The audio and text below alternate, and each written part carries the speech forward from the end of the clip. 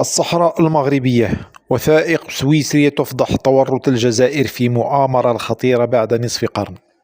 في خطوة غير مسبوقة، رفعت السلطات السويسرية السرية عن مجموعة من المراسلات الدبلوماسية تعود إلى أواخر السبعينيات تخص الصحراء المغربية، لتعيد تسليط الضوء على واحدة من أكثر الفترات توترا في تاريخ المنطقة المغاربية.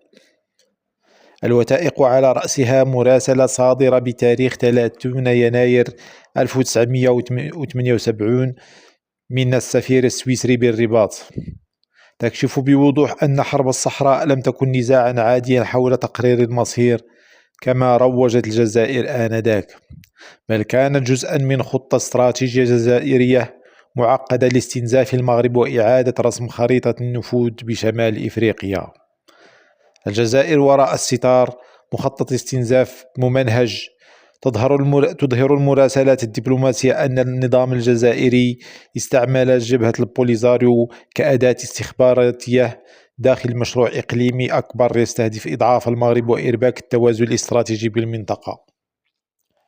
ولم تخفي التقارير السويسرية أن الجزائر روجت لصورة مضللة عن البوليزاريو باعتبارها حركة تحرر مستقلة، بينما كانت في الواقع جزءا من مخطط استخباراتي منسق وممول مباشرة من الجزائر. تنسيق جزائري ليبي عبر الأراضي الموريتانية.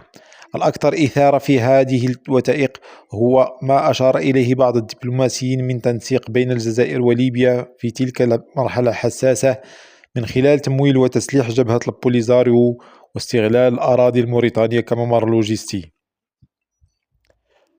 هذا التنسيق الميداني بحسب الوثائق لم يكن عملا معزولا، بل جزءا من محور سياسي جديد سعى إلى تقويض نفوذ المغرب وموريتانيا في سياق الحرب الباردة وصراع المصالح الإقليمية.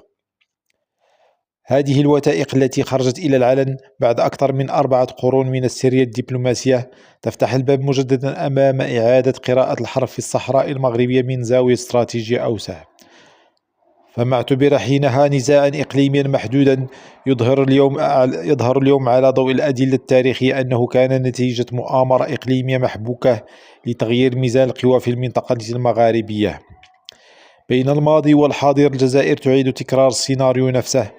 يأتي هذا الكشف السويسري في وقت حساس يشهد فيه مجلس الأمن الدولي نقاشات متجددة حول قضية الصحراء المغربية، حيث تحاول الجزائر وفق مراقبين إحياء نفس الخطاب القديم بوجه جديد عبر استغلال واجهات دبلوماسية ومنظمات حقوقية لعرقلة مسار الحل السياسي القائم على مبادرة الحكم الذاتي.